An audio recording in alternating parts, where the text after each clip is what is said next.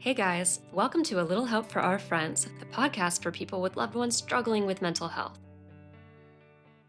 Hey little helpers, today we're going to talk about my dissertation, but I promise I will not drag you through a boring description of my methods and results.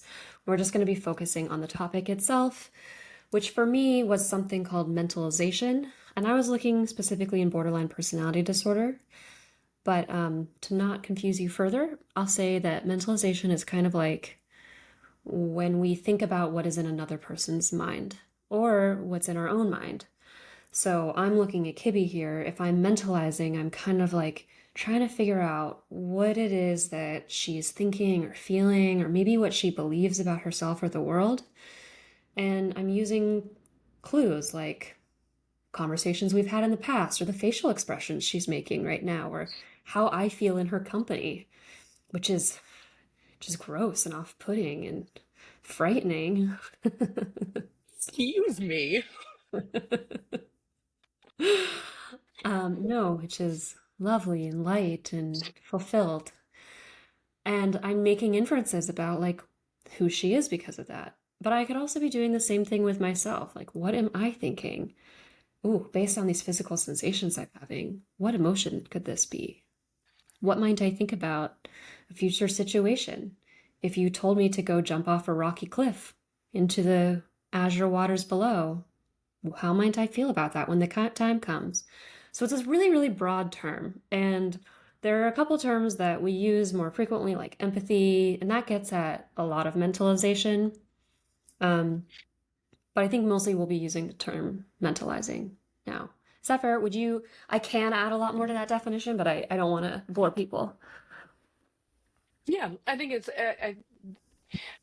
all of these different.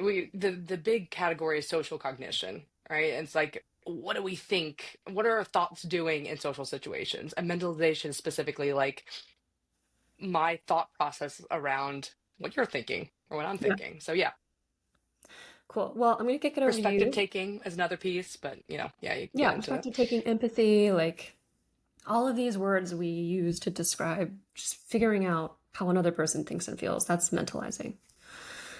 What can Cooler Mind help us or tell us about mentalizing? Well, we got some really exciting stuff coming up. I'm not officially supposed to be announcing it yet, but our group Cool. is starting. Yeah. Our community group is starting in July, so it opens up at July 14th. I'll be spreading the word until then. So basically, it's Cool of Mind is our platform and community for learning all the skills that we talk about here about how to navigate the mental illness, personality disorders, or addiction of the people in our lives.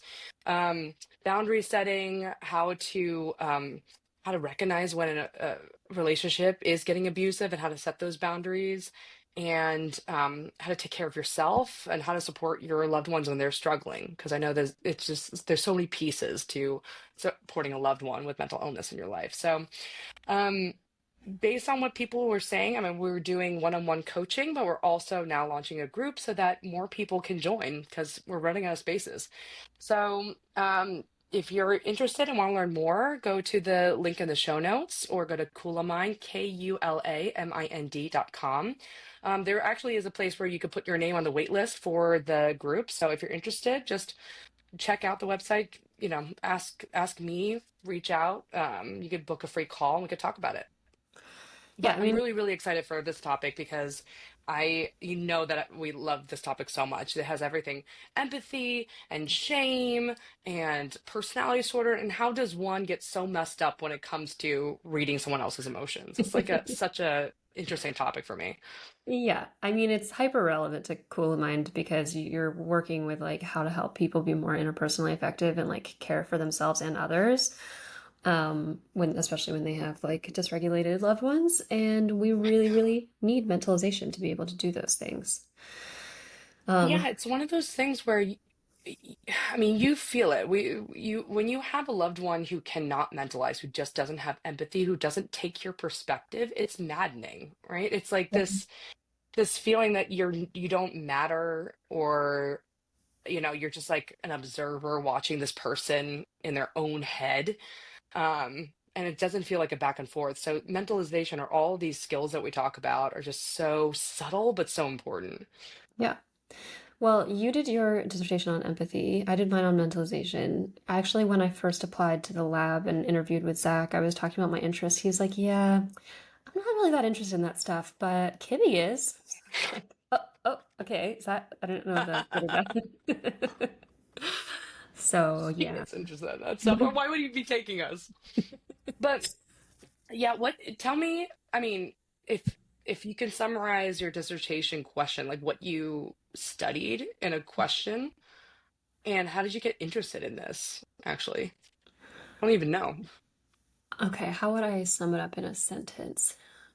I was basically wondering if people with borderline personality disorder are better at mentalizing about other people that are unrelated to them than they are when they are themselves in an interaction. So I'm basically saying, like, if I were to mentalize about you and Caitlin hanging out and thinking about how you two might have felt in each other's company and what kinds of things you might have talked about and thought about, I might be better if I have BPD. I'd be better at doing that than I would be if I were mentalizing about us hanging out, you and me hanging out, and like wondering what kinds of things you're thinking about me and Mm, wondering what kinds of things you might believe about me and how you might feel.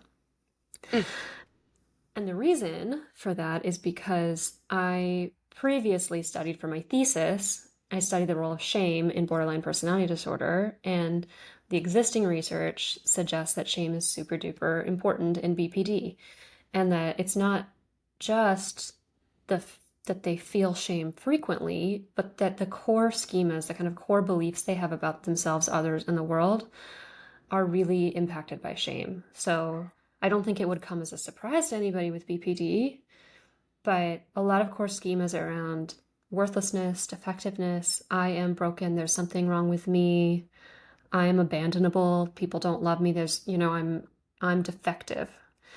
And if you think that you are defective and worthless, then if you are in interaction with somebody else, wouldn't you expect to see that that would color how they feel about you? And how they understand how that other person's thinking, feeling in your presence. Yeah.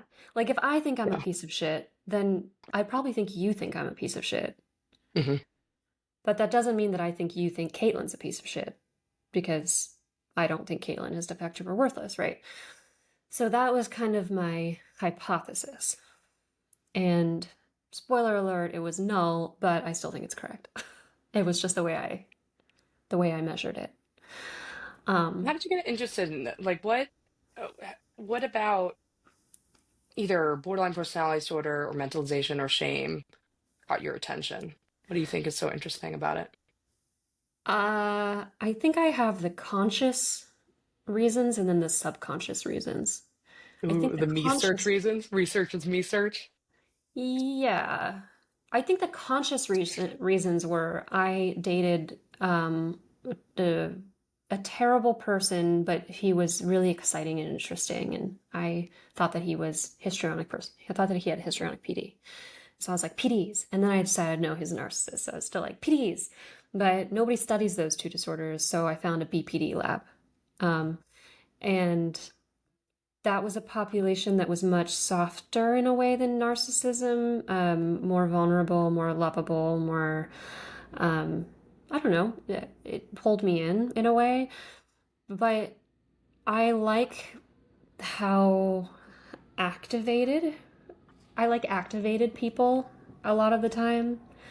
Um, and so I just there was something about like a good personality disorder that was just like interesting, activated, dynamic, chaotic, right? Like it's just there's a lot to wrangle with. And um I've also loved interpersonal relationships. I'm really interested in how people get along and how they fall in love and how they protect themselves and defend themselves from relationships, but also how they, fall into them and surrender to them. So, how we understand what's in another person's mind is a really crucial skill for that. Um, and shame is just the worst. I mean, no one likes to feel that one. That's the point of shame. And it's an interpersonal emotion. So all of these things just kind of fit together. And of course, like, yeah, I can see where shame influences my behavior and my reading of how other people see me. Um, the subconscious pathways, I think that I have a particular person in my life with BPD who I think set me up to welcome in more people in my life with BPD. And I wound Mm. up with a lot of people in my life who have BPD. And their ways of relating are just fascinating. Yeah, makes sense. How do you think shame affects the way you mentalize? I mean, I think that, shame can be a little bit interesting to peel apart when we're talking about schemas because we all know what like the state shame is like shame in the moment. When we talk about beliefs that we have about ourselves, we're talking about insecurities. It's like, is that shame? Mm. If I have an insecurity, right? Like if I think that I'm not good at something, does that mean I think I'm defective? Um, Probably we wouldn't say that unless it feels like I myself am defective. But what if it's just like I myself am defective at um, being a leader? Would we say that that is a shameful self schema if I think that there's something about my personality that doesn't bode well towards something else? Is that truly shame or is that something else? That's sort of a Yeah. question. I don't know. Yeah, I would say that if we're talking about shame, the emotion that comes up when we feel like we are something or have a quality that would get rejected from the group, right? Or Mhm. get ostracized or kicked out of the social group, then when you have these schemas, or another word for core beliefs, when you have these beliefs about yourself that are so ingrained, that are about, I am broken, I'm a bad leader, I have this quality, I believe I have this quality. But then when that belief is attached to, and then people won't like me, people Right. will judge me, people will reject me, right? Like, I believe that I am not a prima ballerina. Like I truly believe that. I don't think I ever will. I don't even know that's core belief, but like, but I don't That's something feel you for sure like believe about yourself. Yeah. I definitely believe I'm not a prima ballerina, but I don't have any shame around it because there's no one, unless like for some weird reason someone forces me to get on the stage and try a couple of standing on my Right. toes, that it doesn't affect my life. It doesn't lead to any feelings that I have been cut out or rejected by the people I care about, right? Yeah. But other qualities, yes, right? Like we talked about my anger or my like different mechanisms I have more shame around those core beliefs because it's like, oh, I have this quality, therefore I'm bad and people will reject me. Yeah. That's what I assume, right? Yeah. I'm Like what trying does what to. does that quality lead to? And does Right. it lead to rejection?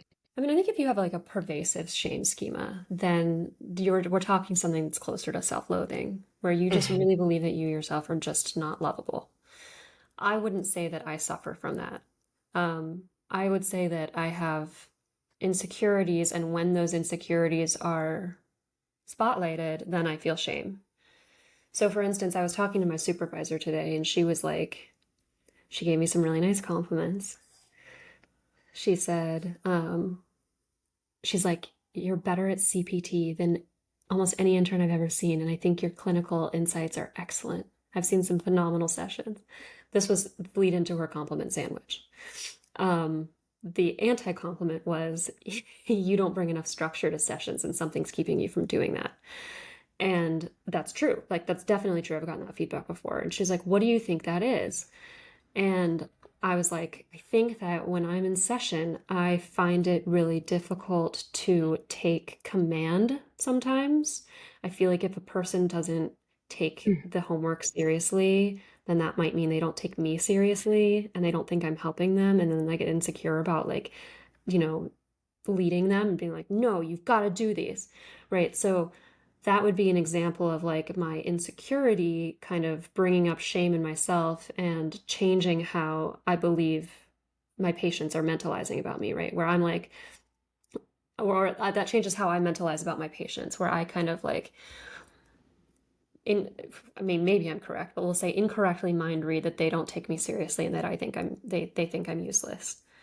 So we see that like our insecurities often drive the way that we think other people experience us. Yeah. I Yeah. mean, Interesting.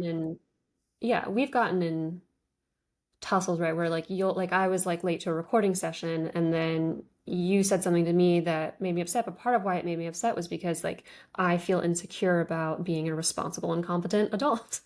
So, right? Hmm. So then like that's my portion of the thing. You know, it's like how does my shame then it comes up and it's like Kibby thinks that I'm all the time an irresponsible child because that's who I am. That, you know, like it overtakes and it changes what we think. Hmm. Shame often prevents us from saying, "Well, she was annoyed with me in that moment. We'll be fine in 5 minutes." Right? It instead it creates this like existential crisis. Yeah. Yeah. That's interesting. I know that shame for you, like we've talked about this, where shame is one of the hot emotions. For a lot of people, but you've Yeah. expressed that when you feel shame and you have this weird shame experience where like you've been internet trolled before, being on the back, there's like this whole level of like online bullying that you've experienced that like adds to the shame piece where when you feel shame, I've seen you the most shut down. Like different Mhm. emotions, you're able to like kind of stay in the moment, but shame is one where you really go inward. And yeah, I mean, it's- shame and empathy is really just an interesting topic because if you feel shame in that moment, I can like it makes total sense that that's a blocker of being able to empathize and attune to someone else's emotions because you're like in a time where you probably should, right? It's like in that moment you think that person hates me, that person's going to reject me. Um, and then you have all these defenses around it, whether it's like an anger of like, fine, I don't need that person. They're terrible anyway. I don't need them. Cut them out. Yeah, I'll reject you before you reject me. Or Right. um you're just shame can like pull you inward, so all you're doing is thinking about yourself, which means that you're not there with that other person, right? So it really is like it's a it's a it's an emotion that's supposed to keep you in the group, right? Like keep you with the caveman pack, but when it gets so dysregulated and high, it it makes you actually sometimes act in ways that lead to rejection.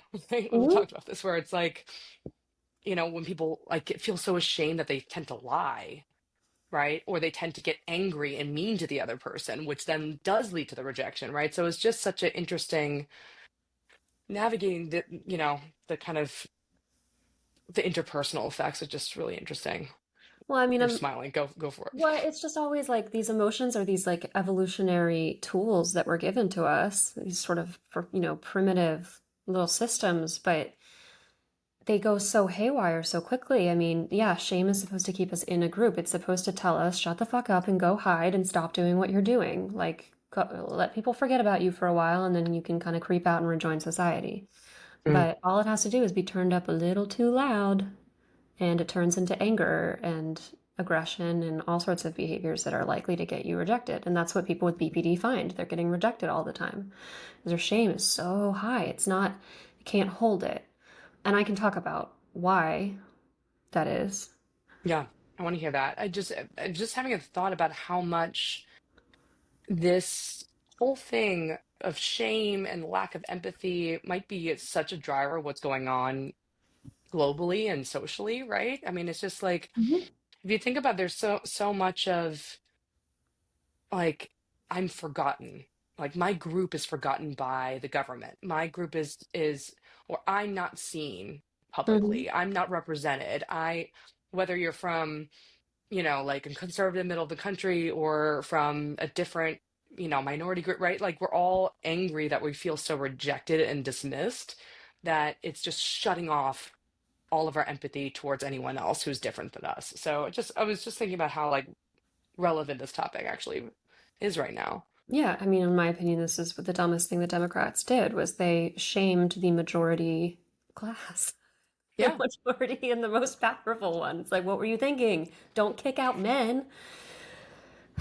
So, anyways, but yeah, I mean, we see male loneliness epidemic and a crisis of purpose and an opium addiction. It's like opiates addiction. that is probably embedded in like, who am I? Is there any point to me? Nobody cares about me. No one's sticking up for me. Like, fuck me then. So fuck you too. Hmm. Um, Yeah. yeah. Lack of shutdown of empathy all around. So what did you, okay, wait.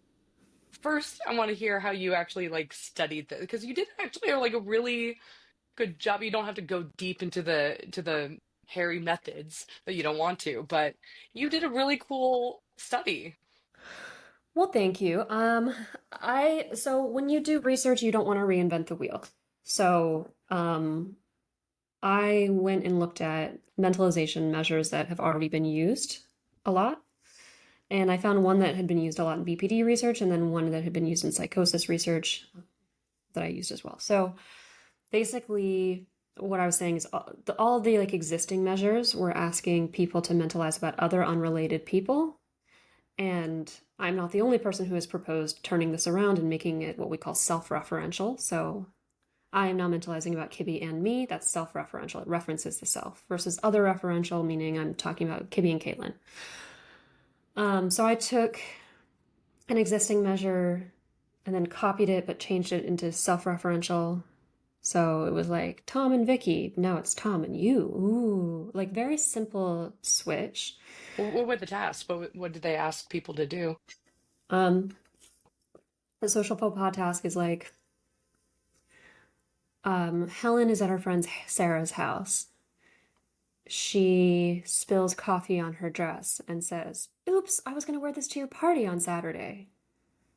But it was a surprise party. Did Helen say something she shouldn't have or something that was awkward? And then it's like, why do you think Helen said it? What do you think she was feeling when she's. It's like that kind of, so they ask you about like a social faux pas, and then like you have to mentalize about why this may have happened and like, was it intentional, right? And the hinting task is the one from psychosis research. They had made a self-referential one, so that's why I took it, and then I made an other referential one that could be used for online purposes. Blah, blah, blah. But it's the same concept. It's a vignette, and one character gives the other one a hint. Like, Tom goes over to Jack's house to study. When he gets there, he says, "Brr, it's cold outside. What could he mean by this?" And the hint is basically supposed to be like, "I'd like to warm up before we start studying." Or like, "Can you hand me that I was blanket?" like, sounds pretty Yeah, clear to when me. I don't know what I he's know hinting at. when I looked at the hinting task, I was like, I might get results suggesting that I undermentalize because I tend to take people at their word. Once you get the gist of the task, you can keep going with it. But I mean, this is the thing, right? These like measures aren't amazing, and yet it's what the research relies on. And that's what you find in research a lot. This is why when people say, like, I believe science, I'm like, that's fantastic. But you have to understand that science itself, like my study is going to say there's no difference between other and self-referential because I got the null hypothesis. But that doesn't mean it's true. It means that the measures I used that the rest of the literature has been using for so long might have some flaws in them and they might not like pick up things. Right. So that's an aside. Right. It's really tough to capture everything, all your social skills by like reading that description online and then for you to Exactly. answer the question of like, what could Tom be thinking? But were there right answers or was it just about seeing how you answered? Like how does No, there's one right answer. do well on those tests? There's a right It's answer. multiple Okay. choice. Huh. Yeah. Yeah. All right. Yeah. Um, so that's whatever. But we found that shame was important and that shame explains some group differences. We found that people with BPD are worse at mentalizing overall, even worse than people with just like general high psychopathology. So people who are depressed or anxious, or have some other disorder. We found that like if you have BPD, you've got even greater deficits. And that state shame, so the shame you feel in the moment, can collapse those group differences. So suddenly it's shame that explains things, not diagnosis. Hmm. So what do you make of those findings? Like Um, what do they mean? I think that we need different paradigms and ways of measuring the question, but it means that the way you feel in the moment, if you're super ashamed, right? Like, of course that's going to give you deficits. It's going to do this thing we were just talking about. I think that there are reasons I would like to do, well, I would like somebody else to do analyses that show whether that like shame process is specific to BPD, like whether They are more likely, whether it's more likely that their deficits are coming from shame versus other groups. And it would make sense because here I'll go into the development model if that's okay, the developmental model. Yeah. Okay. So basically, the idea is the way mentalization develops is when you're a little wee baby, you come out of the womb and you have some tools. And those tools are your emotions and the way you express them. And you have no idea who you are yet because you're a baby. Your brain is mush, and you don't have a prefrontal cortex that's very online at this point, and you don't have a lot of reflective capacity. So you're basically this little moldable, squishy little screaming thing. And your environment, I mean, you have lots of instincts and embedded data and everything, but your environment is going to do a lot to shape that and develop it. And if that's the case, your early tools are pretty important. And they're pretty important in helping you make sense of who you are and what's going on in this big, scary place you've just, shot out of your mother into. So if you are a baby and as you grow up, you cry, cry, cry, and your mom comes and holds you and says, "Oh, you look so sad. I'm so sorry you're sad. Like, let me rub your back. Let me rub your back. Let's sit here in this." Then you're going to understand that when you cry and make whatever face you were making at your mom, and maybe if you cry in a particular way, that means you're sad. And now you have a word to put to this particular experience. And that when you're sad, you can reliably expect, if this happens over and over again, if your mom keeps comforting you, that that's going to make people want to take care of you and comfort you. And conveniently, that is what sadness is designed to do. So you are getting basically correct, appropriate social feedback for that emotional experience that you're having. And when you do that with all of your other emotions, and you're like, oh, okay, now I'm angry, and then your mom helps you make sense of why you were angry. Oh, it made you angry when you got pushed over at the playground. And now you want to, yell at him. Okay, I get it. Yeah, that would frustrate me too, right? You get all of this feedback that suggests what you're thinking is normal. It makes sense. It makes sense to other people, and it can reliably get the same kind of feedback from other people. And when you can get the same feedback from other people, then you can start to make consistent sense of who you are. If I take ballet lessons and my teachers all consistently tell me, holy shit, you should be a prima ballerina when you grow up, then I start thinking, I'm a ballerina. That's something about me that's true. Everybody else thinks it's true. I have evidence suggesting it's true, so that's something I'm going to identify with. If everyone tells you you're smart, if everyone tells you you're beautiful, etc. Now, of course, you're going to start to get some people who don't say that. I've been consistently told that I have high emotional intelligence and that I should be a therapist. But last week, a Redditor said I have extremely low EQ and they can't even fathom how I could ever be a mental health professional, right? If I didn't have an identity shaped around this, I wouldn't be able to buffer myself against that. I would be and I was confused, right? Because that was a very strong claim. But the problem is now we're taking a different kid who comes out and they scream and they get hit. They're like, oh my God. Okay, so I guess when I'm upset, I get hit. But then another time when they scream, they get cuddled. And so this is weird. Okay, sometimes when I scream, I get hit. Sometimes I get cuddled. Third time when I scream, everybody ignores me. Okay, what is this screaming thing I'm doing? This kid is going to be like, when I scream, no one's helping me understand what's happening. No one's telling me it's because I'm hungry or because I'm cold or because I want a hug. And they're giving me really weird social feedback. I can't predict what happens when I have this emotional experience. So what is this experience? I don't know.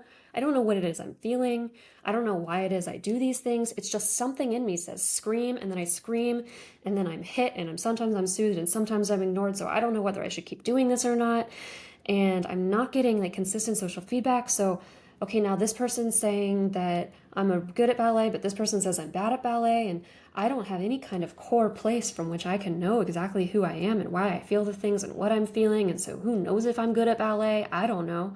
I guess I'll just believe whatever somebody says to me in the moment. It's the best thing I've got to hold on to is just whatever you tell me I am or who you tell me I am right at this very moment, because there's no predictive quality to it. It's going to change next moment, so I guess then I'll believe that. And so now you have the person with BPD having this this identity like problem where they're just like, I don't know who I am. And if you don't know who you are, it's really hard to mentalize because you don't know what your own emotions are saying. How are you supposed to know what other people's emotions are saying? And how are you supposed to know how other people feel about you when you're not getting any kind of consistent information? And so you're just this kind of like big ball of confusion. And the other thing is Yeah. that sometimes it's a really bad idea to mentalize because if you're a little kid whose mom or dad abuses them and doesn't take any good care of them and is really chaotic, then what are you going to do? Think, yeah, it must mean they don't love me. They don't care about me. Okay, yeah, I guess. Okay. Like that's not a helpful thing to believe necessarily. And so blocking mentalizing can be adaptive. Yeah. There's also this other layer that the mentalization literature adds on to this, like what you were describing as a nice like biosocial theory of how important it is for caregivers and the people around you to help you make sense of your own emotions, right? And help you regulate. And the piece that the mentalization group, Bateman and Fonagy, talk about is that there, at some point in the kid's development, they get the idea that they're looking at their mom, and their mom has a picture of you in their mind. Like, it's not just, oh, you're sad. Right. It's, oh, you're sad. You are sad. And then there's this, we're so good socially that there's an understanding that, oh, I'm a baby, I'm sad, but mama is not sad. Mama Mm-hmm. is seeing me. Oh, she's thinking about me. Wait a minute, I'm thinking about mom, right?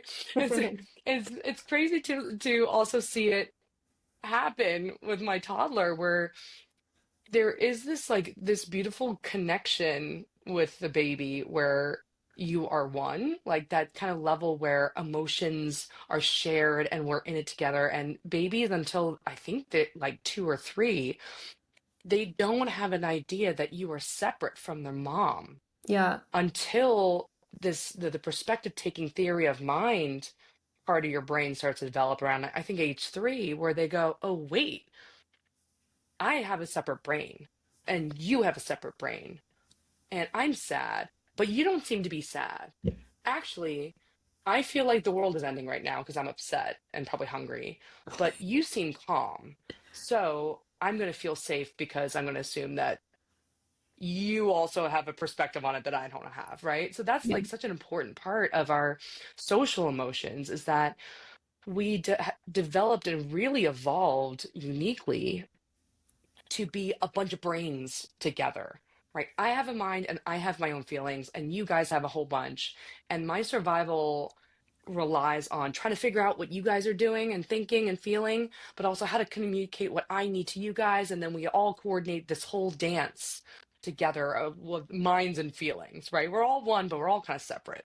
Yeah. So that autonomy, that separation is something that they think that people with BPD don't have. It's like being stuck like in a toddler, right? Where I watch it in my mom, I watch it in like people who have like severe motion dysregulation. They're like, "Ah, I'm mad and you hate me." And I'd be like, "No, I meant something else. You misinterpreted." They're like, "No, that's impossible because what I think and feel was the whole world." Right. And so it has this narcissistic, self absorbed quality because their emotions are the only thing that matter.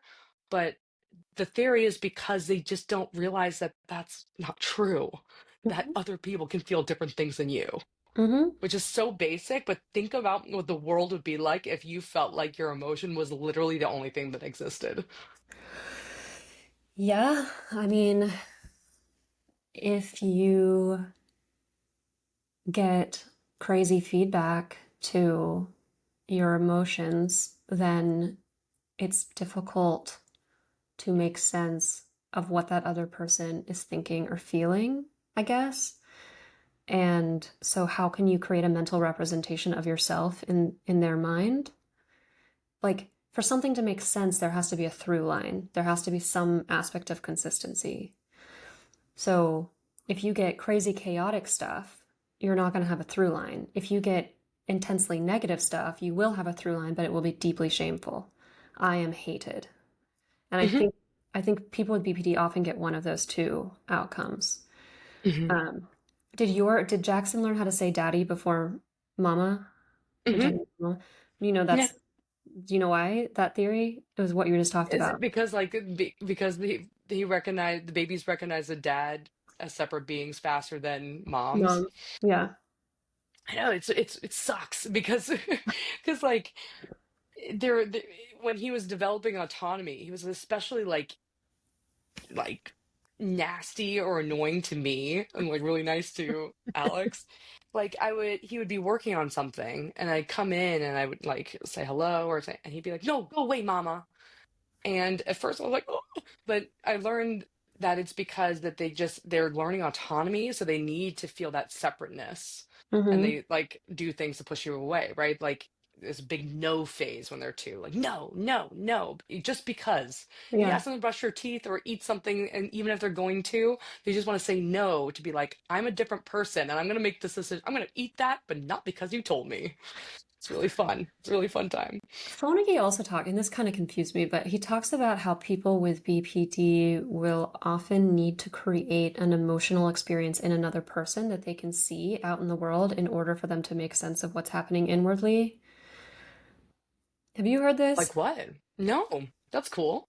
Like if I'm feeling panic, but I can't own that because I don't have a way of making sense of my own emotions, I might call you and be like, "We need to talk," and then hang up.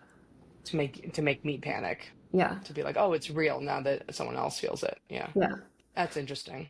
I don't know if research backs that up, but I was reading the mentalization based treatment handbook and it was talking about that. So I can also just imagining Jackson being like, I'm mad, she's me, let's make her mad, and then I can see it out in the real world. And I can play with it and Yeah, understand it. And you know what I mean?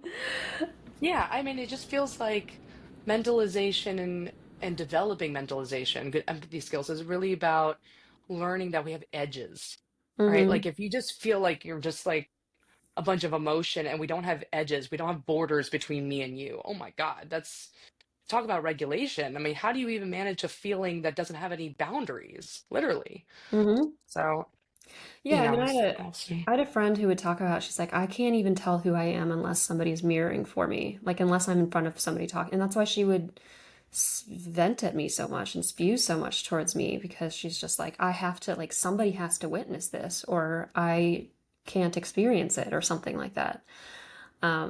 Yeah, and of course that's a huge burden on the loved one. So it's a problem. What do you think is going to happen with all these kids who now, or these kids these days, but like, who are seeing themselves in videos and photos on their phone all like since they were babies? Instagram, like all the social media where you're literally seeing yourself as an external representation all the time. I don't know. I mean, I grew up looking at pictures of myself. I'm more concerned about the fact that they're not being mirrored by real people and they're going to be mirrored by AI. Mm. And AI is going to Or tell them who they are. by the internet trolling, right? Like, Right. it's we the social feedback we get now is even worse because you don't even get real mentalization. You don't really get how everyone was thinking and feeling. You get like this really one-sided bias, like you suck, you're terrible, right? This like Yeah. almost like drive-by shooting of emotion of social feedback.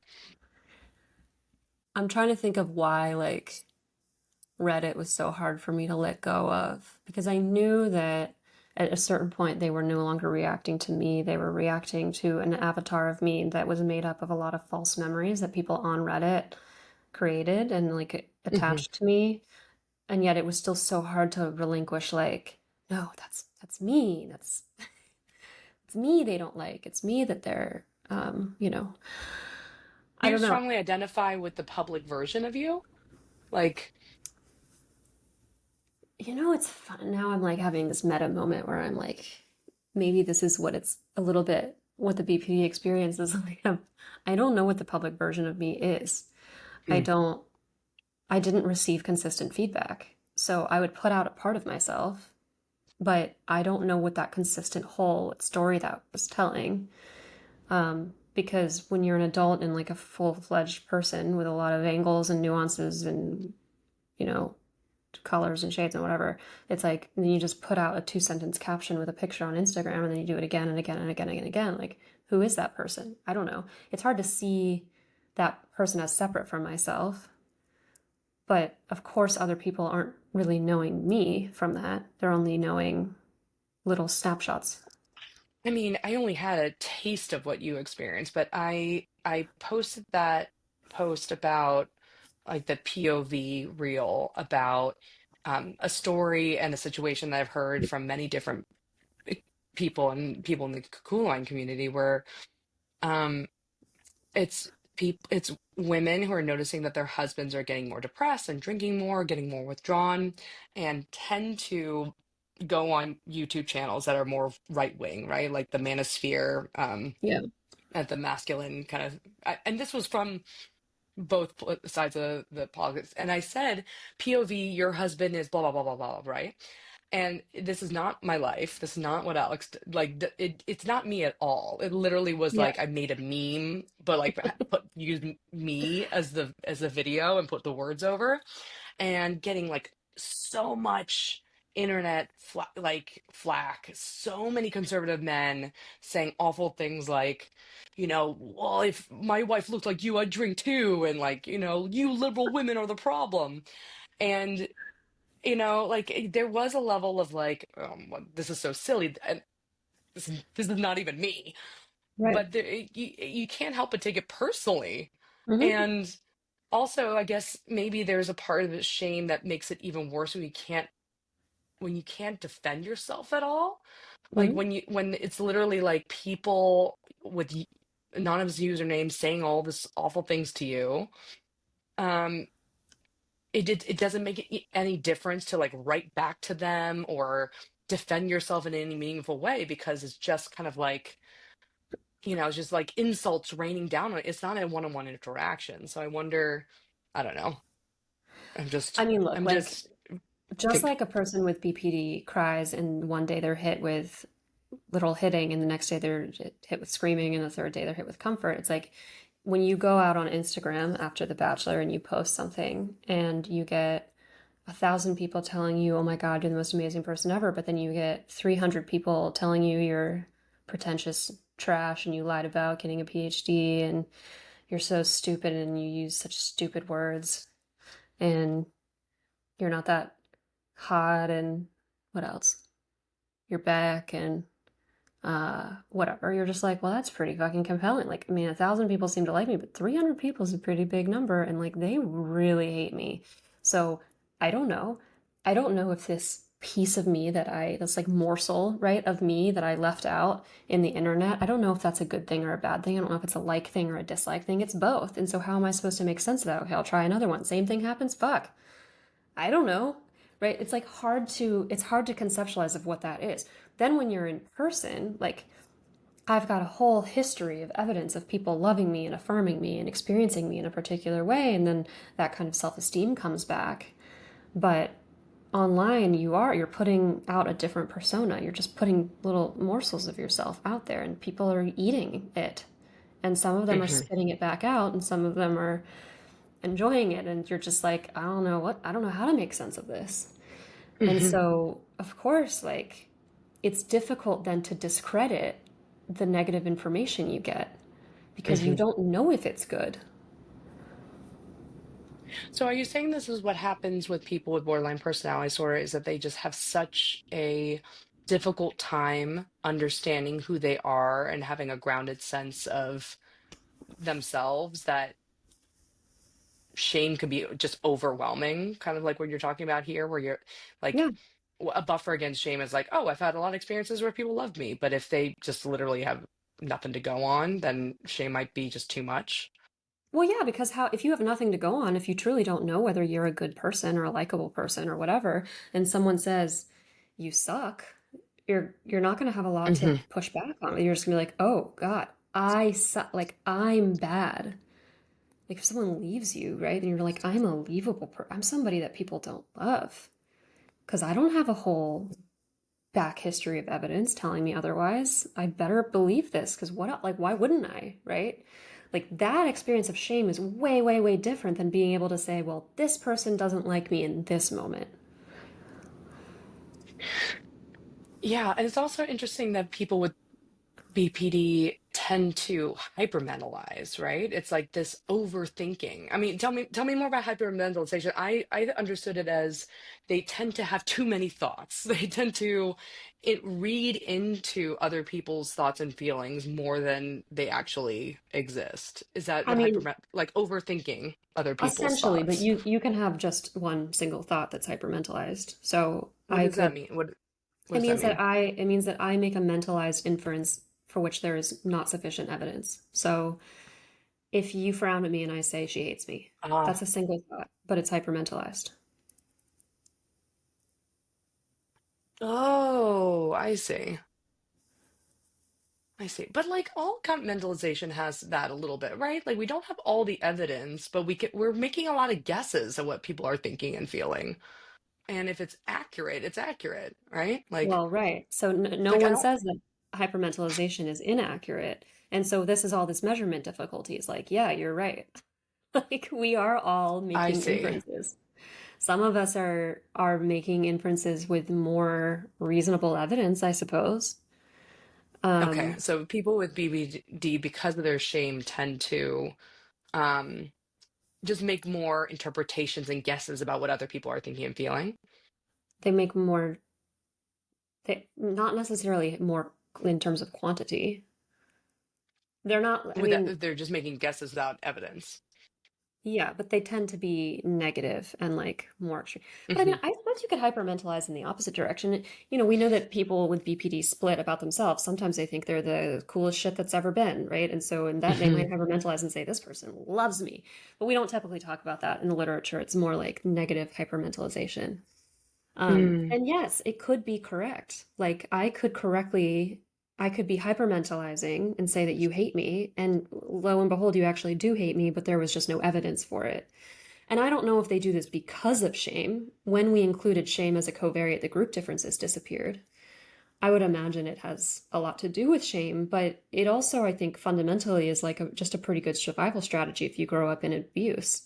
You want to Hmm. make more wrong guesses in a particular way, like more Yeah. what type 1 errors versus type 2. It's amazing. I've Man, been 6 years in a program and I can never remember which is which. But if I you have a want to err on the father, side of caution.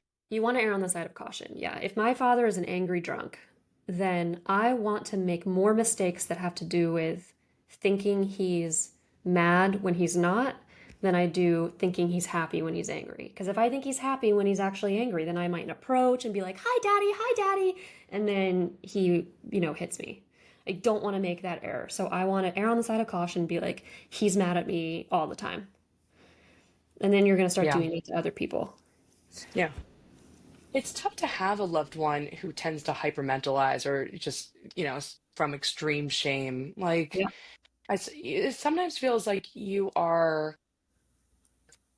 are speaking on behalf of a character that person has made up for you. Like Mm-hmm. that person is seeing things in you or making guesses about you that you're like, this is not, I don't know where this is coming from. And then run the risk of gaslighting them by saying, no, that's not true.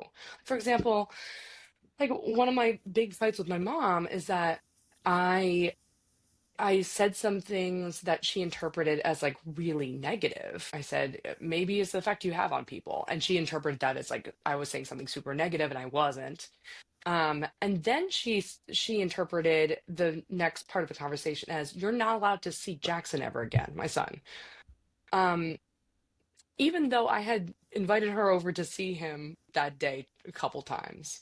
And I remember it was such a weird experience to stand next to her and she was like, "Well, you told me I can never see my grandson again." And I was like, "Let me show you the text messages where I invite you over." And she just kind of shook her head and was like, "Oh, well, never mind."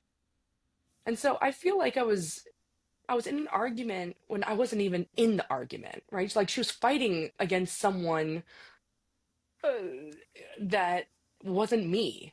like accusing me Yeah, of thinking or feeling or intending things that I didn't.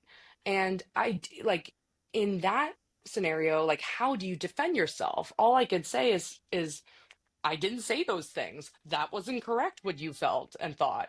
But yet that's also kind of invalidating to her experience, which she just felt so rejected and ashamed that it just like covered everything that she was seeing. So it kind of I leaves you in there a was bind as a loved one. well, it's just so funny because I was thinking like I feel pressure to do what you're doing on social media and start making these videos and everything, but I feel very nervous about that for a number of reasons. But one of them has to do with a little card that I saw at the VA that was called Signs of Gaslighting.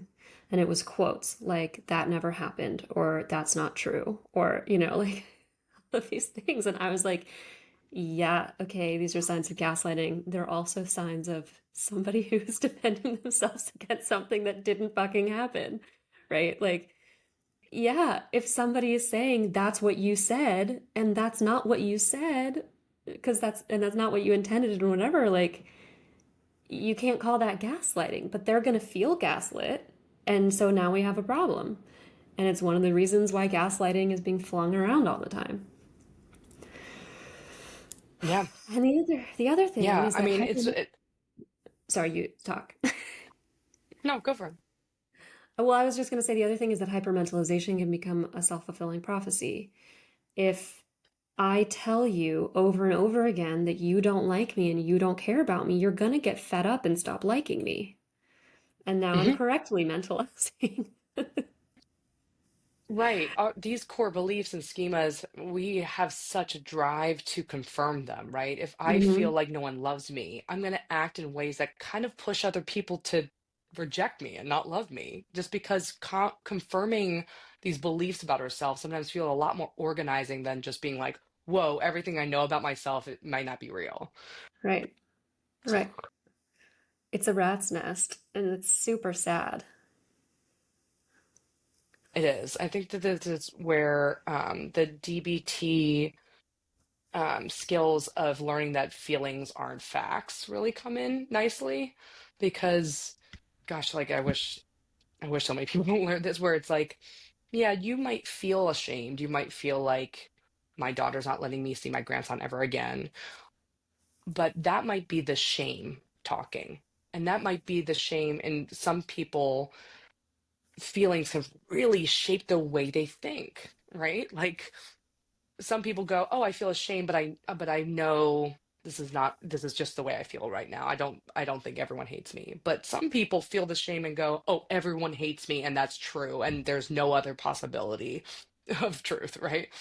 So, Yeah.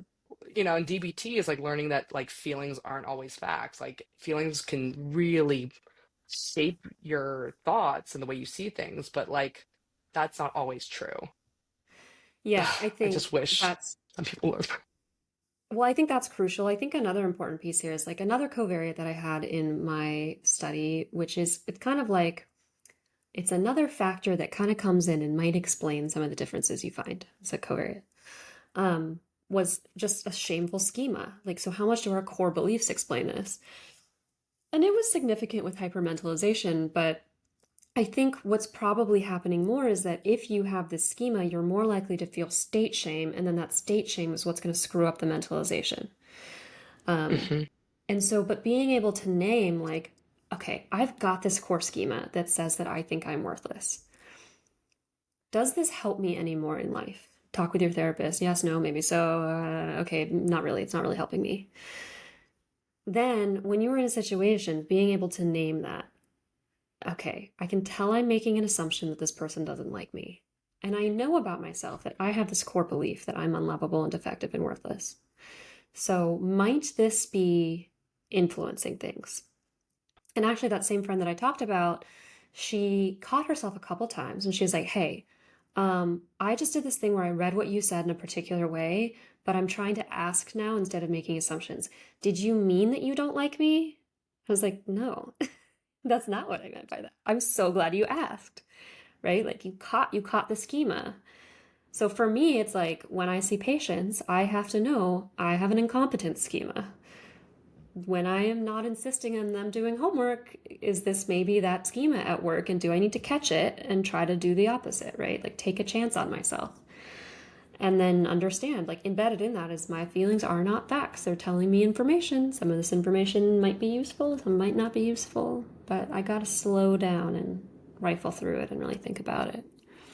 Yeah, these are all these metacognitive or mindfulness abilities to people to step back and see like, oh wow, look at this belief that I have that's affecting the way I see things will then affect the way I feel. Like I have this belief I'm broken, which will make me think that someone hates me or they're going to reject me or think badly of me, which will make me feel really ashamed, which will make me shut down. Right? So it's Mhm. just, I've noticed that since we've did our episode on self-hatred, where I notice how much of my core schemas are negative, I'm like going around the day being like, wow, so many of my thoughts are trying to confirm or like check that. Like, are they better than me? And why am I not doing enough? Why am I not better? Why am I not like, what haven't I done yet? Oh, that's not good enough. Like, just noticing that that's a running like Yeah, it's so inner much fun. dialogue all the time. It's helpful. It's like it's kind of it's disorienting to watch my core shame schemas spinning round and round all day. But once I see it, it's like kind of like seeing, the Matrix, where you're like, oh, this was all a bunch of ones and zeros. Like now can I Yeah. fly? Like what can I? What now? So Well, that's exciting. Yeah. yeah, exciting is the word for it. Yeah. There is a therapy called mentalization based therapy. I don't know how frequently it's done, but I think the general idea is that your therapist is going to help you get a sense of your own and others' mentalizing based on how they respond to like the way. I mean, you've been to a training, so actually, I'll hand it over to you to describe. I think we should do a whole episode on that, Oh, okay. So on stay a tuned mentalization based training. next week.